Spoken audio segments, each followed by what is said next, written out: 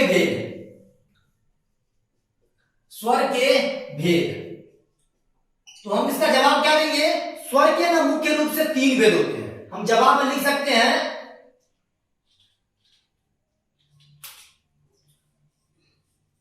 स्वर के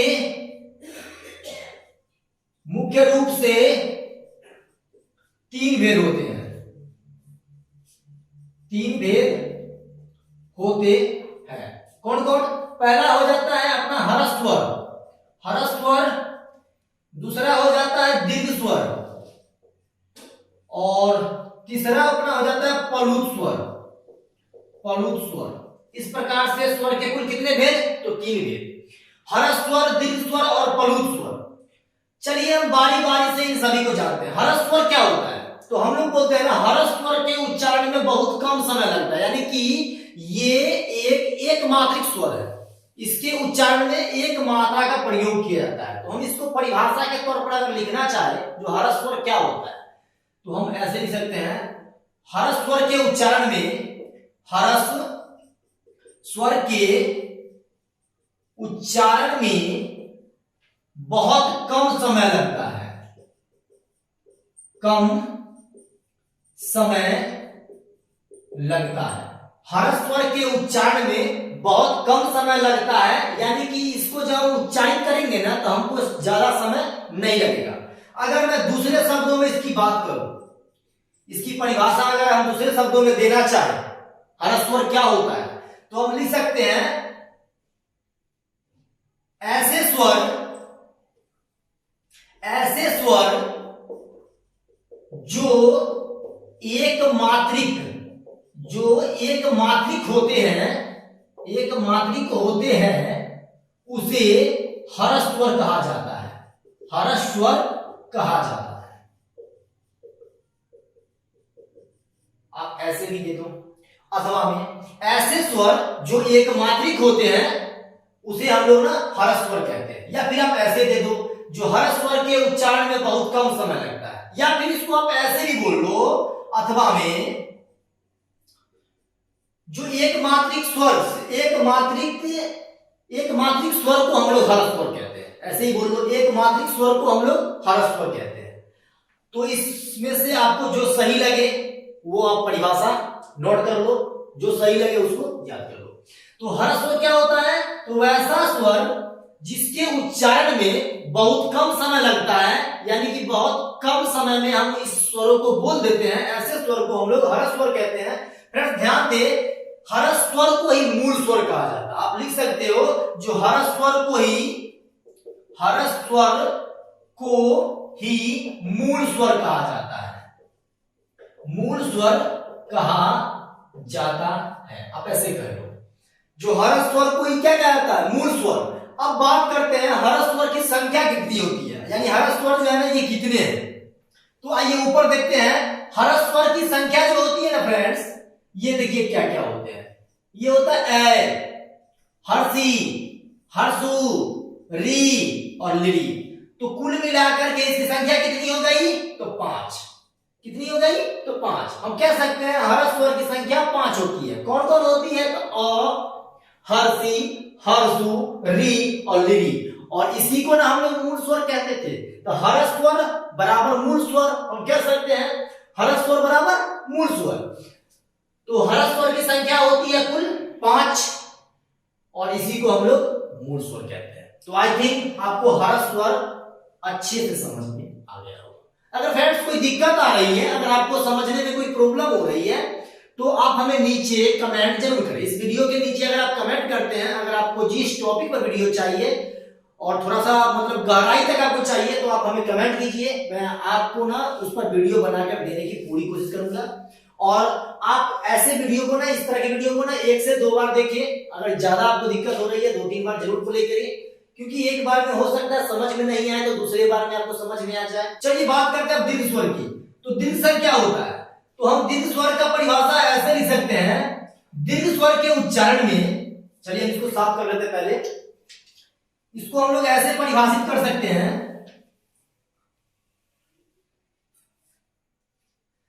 दीर्घ स्वर। तो हम बोलेंगे दीर्घ स्वर के उच्चारण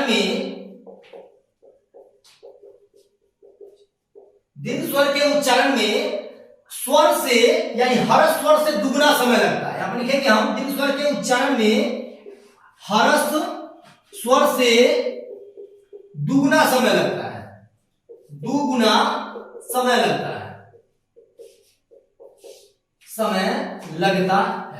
यानी कि हर्ष स्वर और दीर्घ स्वर। अब दीर्घ स्वर को समझिए। दीर्घ स्वर को जब आपको बोलना होगा ना तो हमको हर्ष से 2 गुना समय देना होगा। कैसे देना होगा? अब एक बार बोलिए ए और एक बार बोलिए आ, तो ऐसे ना ज्यादा समय हमको आ पर देना पड़ रहा है। यानी कि आ जो है ना ये दीर्घ स्वर है। अब हम कैसे इसको जानेंगे इस बात को?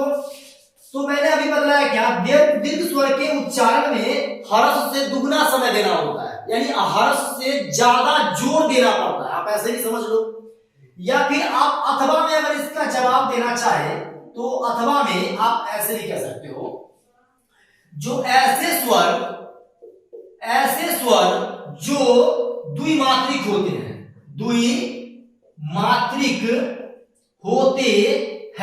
ऐसे स्वर जो द्विमात्रिक होते हैं दीर्घ स्वर कहलाते हैं।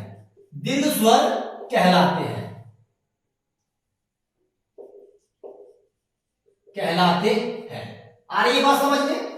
दीर्घ स्वर क्या होता है? तो दीर्घ स्वर के उच्चारण में हर्ष स्वर से दुगना समय देना पड़ता है, हर्ष स्वर से अधिक जोर लगाना पड़ रहा है। और दूसरे शब्दों में अगर हम इसकी परिभाषा की बात करें तो ऐसे स्वर जो द्विमात्रिक होते हैं उसको हम लोग दीर्घ स्वर कहते हैं। चलिए ये तो बात समझ में आ गई है, दीर्घ स्वर जो है ना ये द्विमात्रिक होते हैं। ये भी बात समझ में आ गई कि दीर्घ स्वर को बोलने के लिए हमें हर्ष से ज्यादा जोर देना पड़ेगा, इसमें ना हमें दुगना समय देना होगा। ये भी बात समझ में आ गई। अब बात करते हैं तो दीर्घ स्वर की संख्या कितनी होती है? आखिर हर्ष स्वर जो थे ना, हर्ष स्वर 5 थी, तो दीर्घ स्वर की संख्या कितनी हो जाएगी? तो आइए हम जानते हैं। दीर्घ स्वर की संख्या जो होती है फ्रेंड्स वो 8 होती है। कौन कौन होती है वही समझते हैं। आ, दीर्घी, दुर्गु, री, ए, आई, ओ और औ। अगर आप इसको गिनेंगे तो 4 और 4 8 आ रहा है। तो टोटल इसकी संख्या कितनी हो रही है? 8 हो रही है। यानी दीर्घ स्वर जो है ना ये कितने हैं? 8 है। और फ्रेंड्स साथ ही साथ आपको ये भी ध्यान रखना होगा, दीर्घ स्वर को ही ना संयुक्त स्वर कहा जाता है। दीर्घ स्वर को ही संयुक्त स्वर कहा जाता है। आ रही है बात समझ में? तो हो सकता है ना अब आप यहां पर कंफ्यूज नहीं हो होंगे, अब आपको समझ में आ गई होगी कि दीर्घ स्वर क्या होता है। तो एक बार मैं फिर रिपीट करता हूं। दीर्घ स्वर के उच्चारण में हर्ष स्वर से अधिक जोर लगाना पड़ता है, हर्ष स्वर से ज्यादा दुगना समय देना पड़ता है इस पर। या फिर आप ऐसे भी कह लो इसको, जो दीर्घ स्वर जो होते हैं ना ये क्या होते हैं? द्विमात्रिक होते हैं। दीर्घ स्वर क्या होते हैं? द्विमात्रिक होते हैं। दीर्घ स्वर को ही संयुक्त स्वर बोला जाता है, दीर्घ स्वर को ही संयुक्त स्वर बोलते हैं। और इसकी संख्या की अगर हम बात करें तो इसकी संख्या कुल 8 होती है। कौन कौन सी होती है? तो आ, दीर्घी, दीर्घु, री, ए, आई, ओ और औ। ये हो गया अपने को दीर्घ स्वर प्राप्त हो गया। तो हर्ष स्वर और दीर्घ स्वर ये अपने का कंप्लीट हो गया। आइए बात करते हैं पलुत स्वर। तो पलुत स्वर क्या होता है? चलिए इस पर हम चर्चा कर लेते हैं। पलुत स्वर क्या होता है? तीसरा पलुत स्वर। तो अगर हम इसकी परिभाषा की बात करें तो हम ऐसे कह सकते हैं, जो पलुत स्वर के उच्चारण में, पलुत स्वर के उच्चारण में किससे? हर्ष से कि दीर्घ से? दीर्घ से। तो पलुत स्वर के उच्चारण में दीर्घ स्वर से दुगना समय देना होता है। दीर्घ स्वर से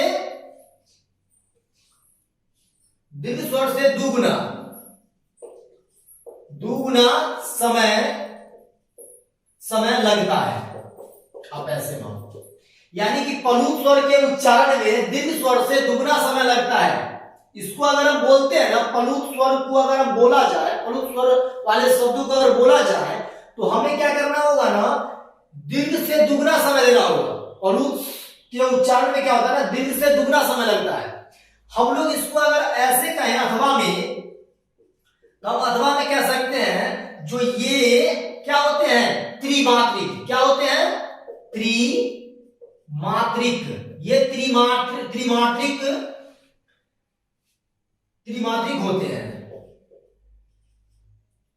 या त्रिमात्रिक से ज्यादा भी होते हैं। अगर मान लीजिए जो अगर त्रिमात्रिक से ज्यादा वाला शब्द आ जाएगा तो वो किस में रखा जाएगा, तो वो भी पलुत स्वर में रखा जाएगा। किस में रखा जाएगा, पलुत स्वर में रखा जाएगा। तो आप पलुत स्वर का व्याख्या कैसे करेंगे, पलुत स्वर के उच्चारण में दीर्घ स्वर से दुगना समय लगता है, दीर्घ स्वर से ज्यादा समय लगता है इसमें।